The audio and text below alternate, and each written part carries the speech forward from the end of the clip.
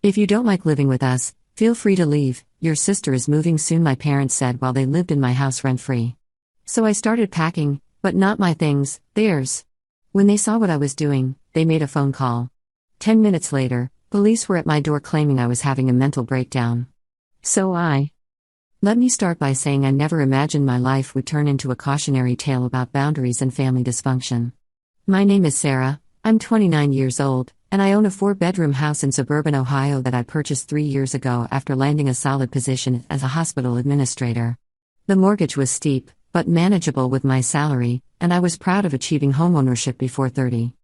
My parents, Linda and Robert, had always been what I call strategically difficult. They played favorites since childhood, with my younger sister Madison being the golden child who could do no wrong. I was the responsible one, the boring one, the one who made sensible choices instead of dramatic ones that required constant rescuing. Madison dropped out of college twice, racked up credit card debt in the tens of thousands, and bounced from apartment to apartment when landlords finally caught on to her non-payment schemes. About 8 months ago, my parents called me in tears. Their rental house had been sold by the landlord, and they needed somewhere to stay temporarily while they looked for a new place. My father had retired early due to a workplace injury settlement, and my mother had quit her job years ago to focus on wellness, which mainly involved yoga classes and book clubs. They claimed they'd been blindsided, that they had no savings for a deposit on a new rental. Against my better judgment, I said yes. They could stay in my guest room for a few weeks while they sorted things out. Those few weeks turned into months. The guest room became their permanent headquarters, with my mother's essential oil collection taking over the bathroom and my father's fishing equipment cluttering the garage. They made no effort to find alternative housing. Every time I brought up their plans, my mother would tear up and talk about how stressed she was, while my father would grunt something about the rental market being impossible. The breaking point came when Madison announced she was being evicted from her studio apartment for the 3rd time in 2 years. Surprise, surprise, she'd spend her rent money on a trip to Miami with her boyfriend instead of paying her landlord. My parents immediately volunteered my house as her solution. Madison can take the spare bedroom upstairs, my mother announced over breakfast one Saturday, as if this decision had already been made. It'll be so nice having both our girls under one roof again. I set down my coffee mug carefully. Mom, that's my office. I work from home 2 days a week. You can work at the kitchen table, she replied dismissively. Family comes first, Sarah. You've always been so rigid about these things. My father nodded along, not looking up from his newspaper. Your sister needs help. We raised you to look out for each other. I'm looking out for myself, I said, feeling heat creep up my neck. This is my house. I didn't agree to Madison moving in. My mother's expression shifted to wounded disappointment, a look I'd seen countless times growing up. After everything we've done for you. We put a roof over your head for 18 years. And I'm doing the same for you now, I countered. Rent-free, I might add. For 8 months.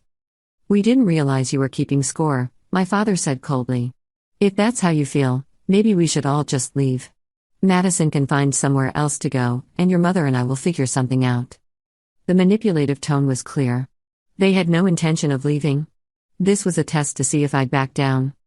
Actually, my mother added with an edge to her voice, if you don't like living with us, feel free to leave. Your sister is moving in next week regardless. We've already told her she can stay. The audacity of that statement hit me like a physical blow. They were telling me to leave my own house, the one I'd saved for, sacrificed for, worked overtime to afford. They'd been living here rent-free, contributing nothing to groceries or utilities, and now they were essentially claiming squatters' rights. I sat there for a moment, letting their words hang in the air. My mind flashed back to all the times I'd bitten my tongue over the past 8 months. The time my mother rearranged my entire kitchen because she couldn't find anything, throwing away half my appliances to make room for her juicer and air fryer. The time my father invited his fishing buddies over for a poker night without asking, and they left beer cans and cigar ash all over my living room. The countless mornings I'd come downstairs to find they'd eaten the lunch I'd meal prepped for work, with my mother saying cheerfully, "Oh, we thought you wouldn't mind sharing." There was the incident with my bathroom. I'd splurged on expensive skincare products after working extra shifts, only to discover my mother had been using them liberally. "You're young, you don't need all these fancy creams," she'd said when I confronted her. "I need them more than you do at my age." She'd used up a $90 serum in 3 weeks. Then there was my father's habit of leaving the thermostat at 74 degrees all winter while I was at work, running up my heating bill by hundreds of dollars. When I asked him to keep it at 68 like I normally did, he complained about being cold in his own home. His own home. The nerve of that phrase still made my blood boil. Madison had already started bringing boxes over, leaving them in my garage for storage until her move-in date. I peeked inside one and found designer handbags and expensive shoes, the kind that cost more than my monthly grocery budget. This was the same sister who claimed she couldn't afford rent, yet somehow had a collection of luxury items that could fund 6 months of housing. The favoritism had always been there, lurking beneath the surface of our family dynamics. When I graduated summa cum laude from college, my parents took me to Applebee's. When Madison dropped out the first time, they threw her a "you tried your best" party at a fancy steakhouse and gave her $2,000 to find herself. I paid off my student loans by myself over 7 years. Madison's loans went into default, and my parents paid them off to protect her credit. I bought my first car with money I'd saved from working 2 jobs during college. Madison totaled 3 cars, and each time, my parents bought her a replacement. When I got promoted to hospital administrator, my mother's response was, "That's nice, dear." When Madison got a job as a receptionist at a dental office, my parents acted like she'd been appointed Surgeon General. The double standard extended to everything. I was expected to be responsible, reliable, financially stable. Madison was allowed to be flighty, impulsive, perpetually in crisis. And somehow, my stability meant I owed everyone else my resources. Something inside me snapped. "You know what? You're absolutely right," I said calmly, standing up from the table. "Someone should leave." I walked upstairs to the guest room and pulled out the 3 suitcases they'd brought with them 8 months ago. My mother followed, her voice rising in confusion. "Sarah, what are you doing?" "Helping you pack," I replied, opening her closet and beginning to remove clothes from hangers. "You told me if I don't like living with you, I should leave. But here's the thing, this is my house. My name is on the deed. So if anyone's leaving, it's you." Her face went pale, then flushed red. "You can't kick us out. We have nowhere to go."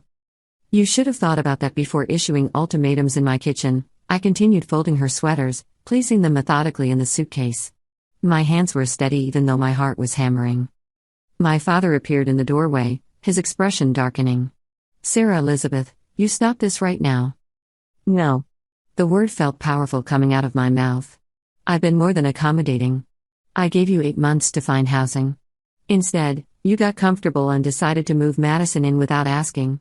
That ends today." "This is insane," my mother hissed. "You're having some kind of breakdown. You're not thinking clearly." "I'm thinking clearer than I have in months." I moved to my father's side of the room, pulling his shirts from the dresser. "You can stay with Madison in her new place, wherever that ends up being. Or you can use some of Dad's settlement money to get your own apartment. Either way, you're not staying here." My mother pulled out her phone, her fingers shaking. "If you don't stop this, I'm calling someone." "You need help." "Call whoever you want," I said. "But you're still leaving." She pressed buttons on her phone, her voice taking on a hysterical quality as she spoke to whoever answered. "Yes, I need help. My daughter is having a complete mental breakdown. She's throwing all our belongings around, acting completely irrational. I'm terrified. Please send someone quickly." I paused, realization washing over me. She'd called 911. Sure enough, 10 minutes later, there was a firm knock on my door. I opened it to find 2 police officers standing on my porch, looking official and concerned. "Ma'am, we received a call about a mental health crisis at this address," the older officer said. "May we come in?" My mother rushed to the door, tears streaming down her face in an Oscar-worthy performance. "Officers, thank God you're here. My daughter just started throwing our things around, screaming at us. She's never acted like this before. I think she's having some kind of psychotic episode." The younger officer looked at me with sympathy mixed with caution. "Miss, are you all right? Your mother seems very worried about you." I took a deep breath, forcing myself to remain calm and articulate. "Officers, I'm perfectly fine. I'm asking my parents to leave my house because they've overstayed their welcome. They've been living here rent-free for 8 months, and when I tried to establish boundaries, they told me to leave my own home. I'm simply helping them pack." "She's lying." My mother sobbed. "We're not overstaying anything. This is a family matter that she's blowing out of proportion." The older officer looked between us. Whose name is on the deed to this property? Mine, I said firmly. Only mine. I can show you the documentation. This is still our home, my father interjected. We've been living here for months. You can't just throw us out on the street. The younger officer shifted uncomfortably. Actually, sir, if she's the sole property owner and you're not on any lease agreement, she has the right to ask you to leave. But we have tenant rights. My mother protested. She has to give us proper notice. 30 days, isn't it? The older officer nodded slowly. She does need to provide formal eviction notice if you've established residency. Have you been receiving mail here? Do you have any documentation showing this as your address? My stomach sank. They've been getting mail here for months. They'd probably changed their driver's licenses to this address too. See?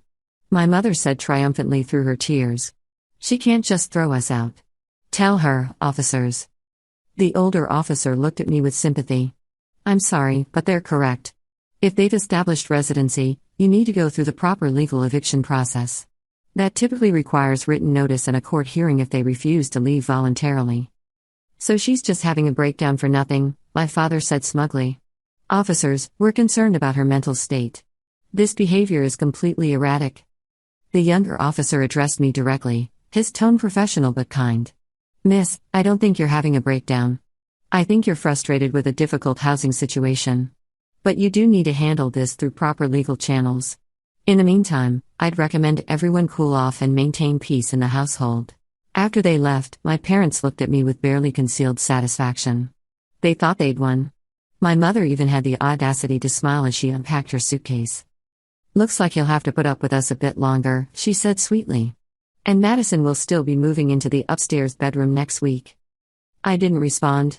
I went to my actual bedroom, closed the door, and made 3 phone calls.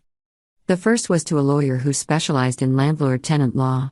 He confirmed what the police had said. I needed to provide formal written notice, typically 30 days in Ohio for month-to-month tenancies. However, he also told me something interesting. Since they'd never paid rent, proving the exact nature of our arrangement might work in my favor. He could expedite things if I was willing to pay for his services. I was willing? His retainer was $1,500, which felt steep, but compared to the alternative of having my parents and Madison living in my house indefinitely, it was a bargain. He asked me detailed questions about the living arrangement. Had they ever paid rent? No. Had there been any written agreement? No. Had they contributed to utilities or groceries? Minimal at best. Did I have any documentation of our original conversation about their stay being temporary? I had text messages from my mother 8 months ago saying just a few weeks and we'll be out of your hair before you know it. Perfect, he said. Keep all of that. Document everything from here on out. Every conversation, every expense, every interaction. If they make any threats, record them if it's legal in your state to do so. Ohio is a one-party consent state, so you're covered. He explained the eviction process in detail. The notice had to be delivered properly, either by certified mail or by a process server. Given that my parents lived in the house with me, he recommended a process server to avoid any claims that they'd never received the notice. The notice would give them 30 days to vacate. If they refused, we'd file for eviction in municipal court, which would take another 2 to 3 weeks for a hearing. If the judge ruled in my favor, which he was confident would happen given that I owned the property and they'd never paid rent, they'd have a few days to leave before a sheriff's deputy would forcibly remove them. The key is not to engage emotionally, he advised. Everything needs to be by the book.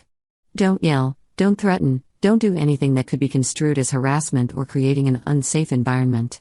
You're the landlord, they're the tenants, and this is a business transaction. Keep it professional. I took notes on everything he said, my hand cramping from writing so fast. The second call was to a locksmith. I explained my situation and asked about changing locks legally.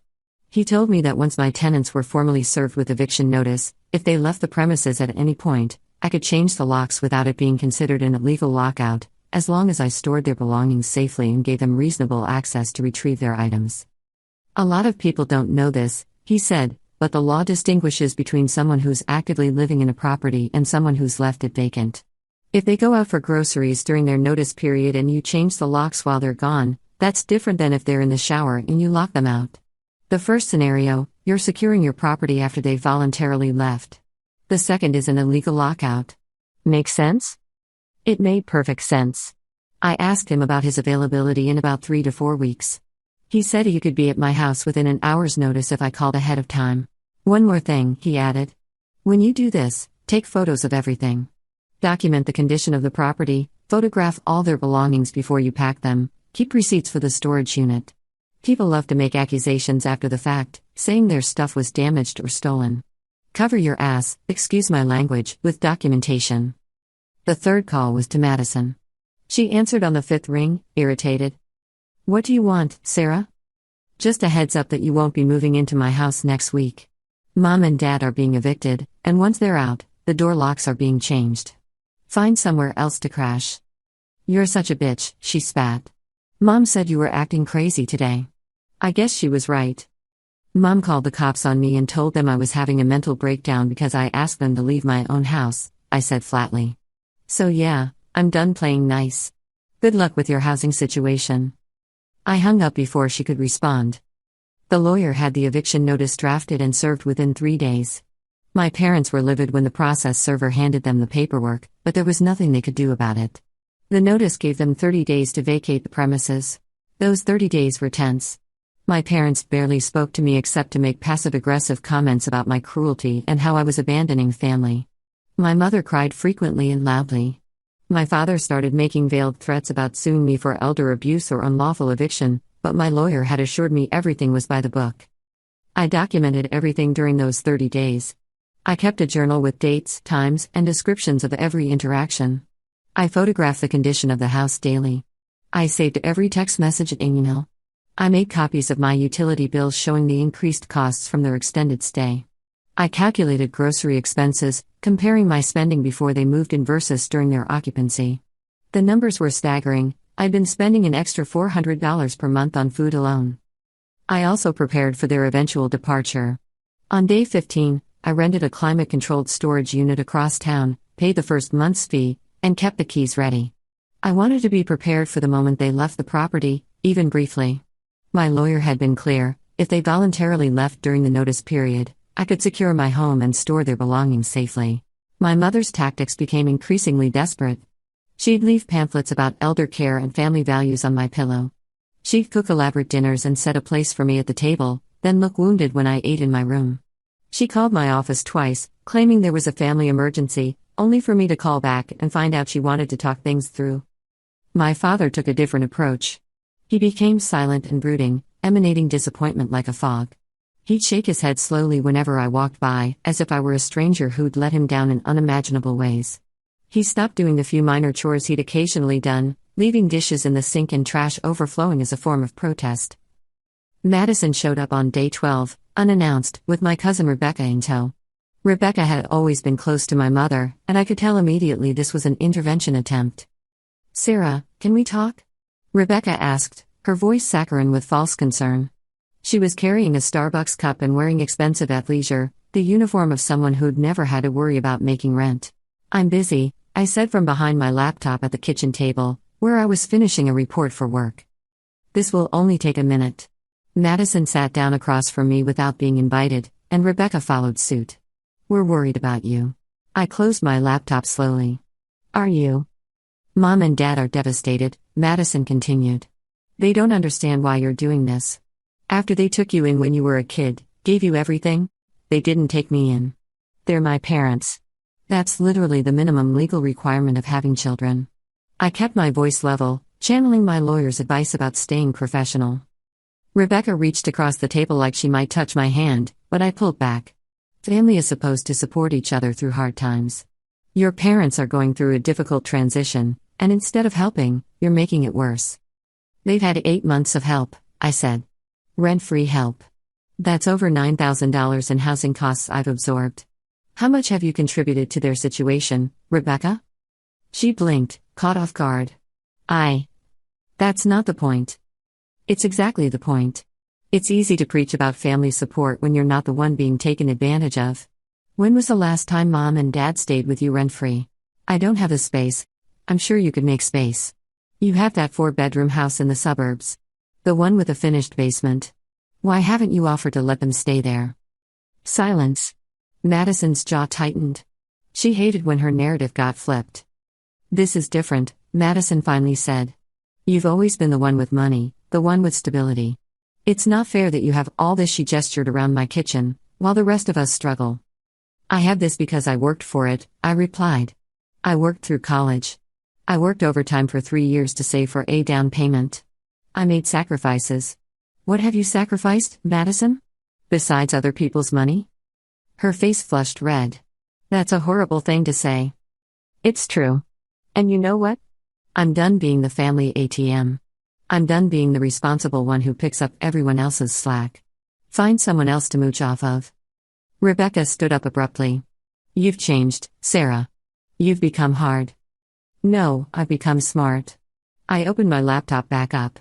You can see yourselves out. They left, but not before Madison knocked over her chair dramatically. I heard her telling my mother in the next room that I was beyond reasoning with and that they should prepare for the worst. The worst, apparently, was my father's heart attack scare on day 19. I came home from work to find an ambulance in my driveway, lights flashing. My heart dropped. Despite everything, he was still my father. I ran inside to find paramedics checking his vital signs while my mother hovered, wringing her hands. What happened? I demanded. Chest pains, one of the paramedics said. We're taking him in for observation. My mother looked at me with red-rimmed eyes. This is your fault. The stress of the eviction did this. I rode with them to the hospital, my mind racing through worst-case scenarios. What if he really was having a heart attack? What if the stress had triggered a serious medical event? Would I be responsible? 4 hours later, after extensive tests, the doctor came out to the waiting room. Mr. Patterson is fine, she said with a tired smile. No heart attack. No cardiac issues at all. It appears to be acid reflux and anxiety. We're releasing him with a prescription for antacids and a recommendation to follow up with his primary care physician. Relief flooded through me, followed immediately by suspicion. My father had never had anxiety issues before. And acid reflux severe enough to mimic a heart attack seemed awfully convenient timing. When I went back to his room, my mother was fussing over him like he'd just survived open-heart surgery. My father looked pale but alert, and when our eyes met, I saw something flicker there. Guilt? Calculation? Dad, I said quietly, were you really having chest pains, or was this about the eviction? My mother gasped. How dare you accuse him of faking a medical emergency? But my father's expression told me everything. He looked away, suddenly fascinated by the TV mounted in the corner of the room. That's what I thought, I said. I turned and walked out. I later learned from a nurse I knew who worked in the ER that my father had admitted to her that he'd been feeling stressed and thought he might be having a heart problem, but the symptoms had largely resolved by the time the ambulance arrived. It had been a panic attack at most, anxiety over their upcoming displacement. Part of me felt bad. But a larger part felt manipulated. They tried to use a medical emergency to guilt me into letting them stay. It didn't work. On day 23, both my parents left the house to meet with Madison about potential apartments they could all share. The moment their car pulled out of the driveway, I called the locksmith. He arrived within 40 minutes and changed every lock on every door. I had him install deadbolts as well. The whole process took less than 2 hours. Then I called 2 of my friends, Jake and Michelle, and we systematically packed every single item belonging to my parents. Clothes, toiletries, essential oils, fishing equipment, books, paperwork, everything. We loaded it all into a storage unit I rented under my name. I kept meticulous photos and inventory lists. When my parents returned that evening, their key didn't work. My father started pounding on the door, his face purple with rage. I opened the door but kept the chain lock engaged. Yes? What the hell did you do? He roared. Let us in right now. You've been formally evicted and you left the premises, I said calmly, holding up my phone with a timestamp. I'm within my legal rights to change the locks. Your belongings are in a climate-controlled storage unit. Here's the address and access code. I slipped a piece of paper through the narrow opening. You can't do this. My mother shrieked. It's illegal. Actually, it's completely legal. Check with any lawyer. You were served proper notice, you left the property during the notice period, and your belongings are safely stored with full access provided. I even paid the first month's storage fee. My father lunged at the door like he might break it down, but the deadbolt held firm. Sarah, so help me God, if you damage my property, I'll call the police and have you arrested, I interrupted. The same police who came here when Mom lied about me having a breakdown. I'm sure they'd be interested to know about that false report. My mother's face went white. Making a false police report was actually a crime. I suggest you collect your belongings from storage and figure out your housing situation, I continued.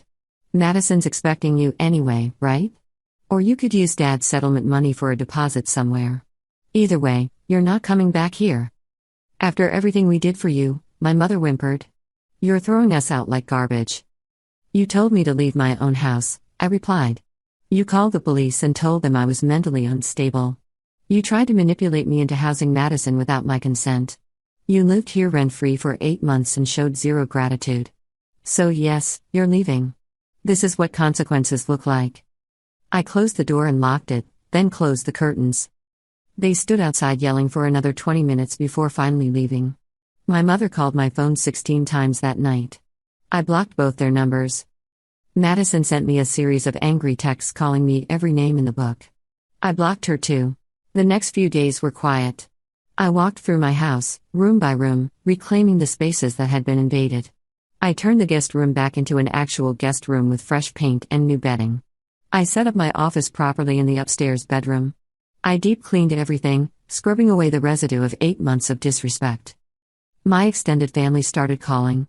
Apparently, my parents had launched a smear campaign, telling everyone I'd violently thrown them out during a mental breakdown.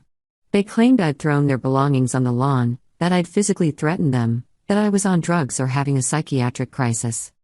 Most of my relatives believed them at first. After all, parents don't lie about their children, right? Wrong. The calls came in waves. First my Aunt Diane, crying on the phone about how worried she was. Then my Uncle Mark, gruff and accusatory, demanding to know what had really happened. My cousin Jessica sent a long text message about family loyalty and forgiveness. My mother's sister, Aunt Patricia, left a voicemail saying she was praying for my soul. Each conversation followed the same pattern. They'd start with concern, shift to accusation, and end with disappointment when I didn't immediately apologize and invite my parents back. You're really going to throw your own parents out on the street? Aunt Diane asked, her voice thick with judgment. They're not on the street. They have options. They have money. They're choosing not to use it. But they're family. I'd heard that phrase so many times it had lost all meaning. Family. As if sharing DNA gave people unlimited access to your resources and infinite forgiveness for their behavior. I sent a group email to every family member who'd contacted me. I attached photos of the neatly packed storage unit, copies of the eviction notice, documentation of the police visit including the incident number, and a timeline of events with dates and records. I included screenshots of text messages where my mother had told me Madison was moving in despite my objections. The email was detailed and unemotional. I laid out facts: they'd stayed 8 months rent-free, they'd contributed nothing to household expenses, they'd told me to leave my own house, they'd called the police and lied about my mental state, they'd attempted to move Madison in without permission. I included my bank statements showing the increased expenses during their stay. I attached the text messages from 8 months ago where they'd promised just a few weeks. I ended the email with a simple statement: I love my parents, but I will not be taken advantage of. If anyone would like to offer them a place to stay, I'm sure they'd appreciate it. Otherwise, please respect my decision and my boundaries. The responses were mixed. Some people doubled down on the but their family rhetoric.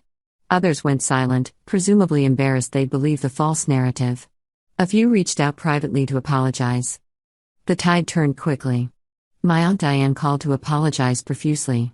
My Uncle Mark sent a text saying he'd always known my parents played favorites but hadn't realized how bad it was.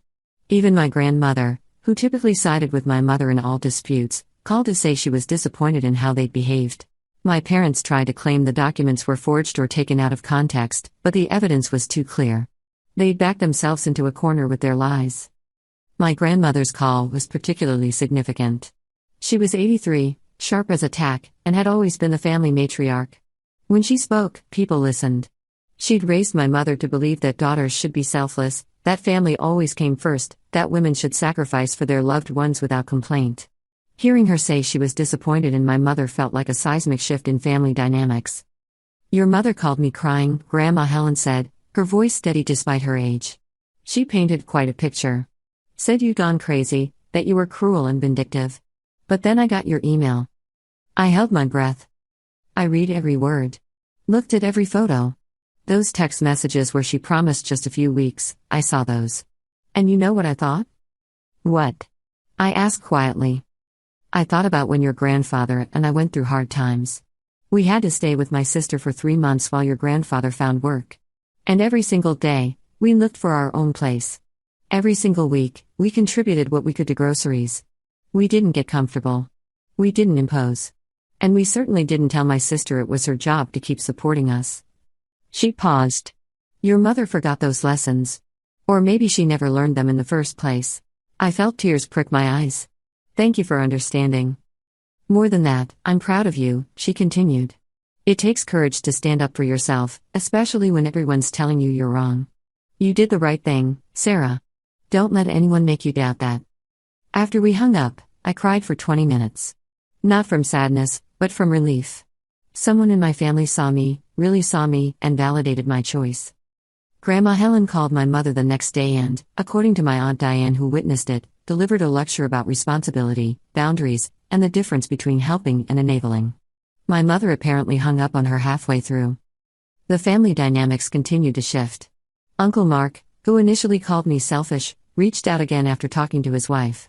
Jenny pointed out that Linda and Robert could have gotten part-time jobs months ago, he said. They're not that old. Dad's 62, Mom's 59.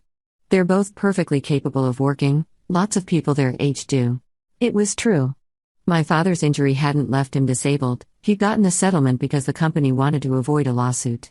He could absolutely work, just not in his previous role as a warehouse manager. My mother had never had a legitimate reason for not working, she'd simply decided she was done with employment and expected others to fund her lifestyle. They'd been playing the victim, Uncle Mark continued, and I fell for it. I'm sorry. These conversations helped, but they also exhausted me. I had to relive the situation repeatedly, justifying my actions to people who should have trusted me from the start. Each phone call required me to be calm, rational, and detailed, when all I wanted was to be done with the entire mess. 3 weeks after the lockout, I received a certified letter from my parents' new lawyer. They were threatening to sue me for the emotional distress of the eviction and demanding $15,000 in damages for their pain and suffering. I forwarded it to my lawyer, who laughed and said they had no case whatsoever. He drafted a response outlining exactly how frivolous their lawsuit was and adding that if they proceeded, we would countersue for the unpaid rent, utilities, and groceries from their 8-month stay, conservatively estimated at $12,000. His response was a masterpiece of legal writing. He itemized every expense, $1,200 per month in rent equivalent based on comparable properties in my area, $9,600 total, utilities averaging $180 per month, $1,440 total, groceries conservatively estimated at $400 per month, $3,200 total, and wear and tear on the property. He cited case law showing that verbal agreements about temporary housing didn't create tenant rights to indefinite occupancy. He attached affidavits from my neighbors who'd witnessed my parents' hostile behavior on the day of the lockout. The kicker was the final paragraph. Furthermore, should your clients pursue this frivolous lawsuit, we will file a counterclaim not only for unpaid rent and expenses but also for abusive process, the costs of this legal defense, and damages related to the false police report filed by Mrs. Patterson claiming Ms. Patterson was experiencing a mental health crisis.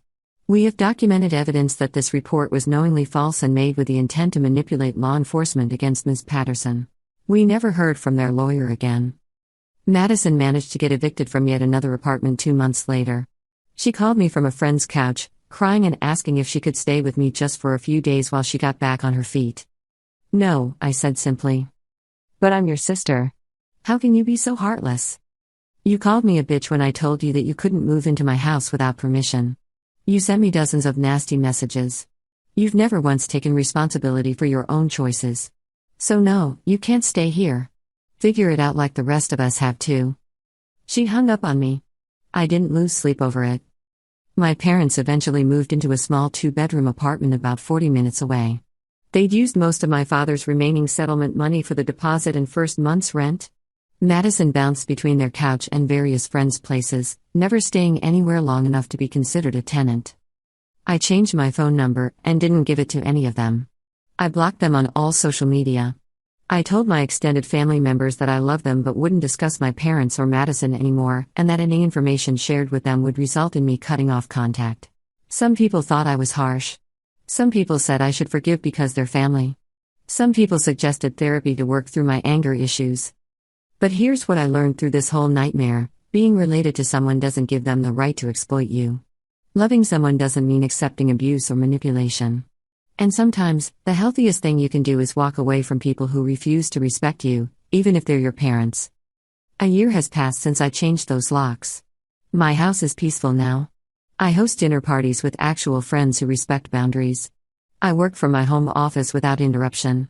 I pay my mortgage on time every month and take pride in my space.